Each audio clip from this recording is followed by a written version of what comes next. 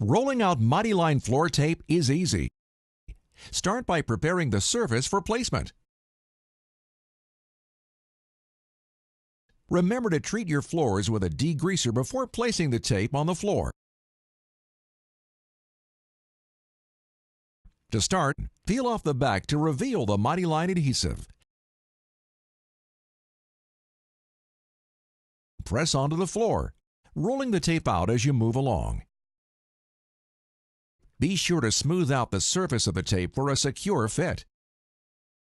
Use a box cutter or scissors to separate any remaining tape. The application process is now complete and is ready for plant activity. MightyLine floor tapes are offered in many sizes, styles, and colors. MightyLine, the only durable stripe.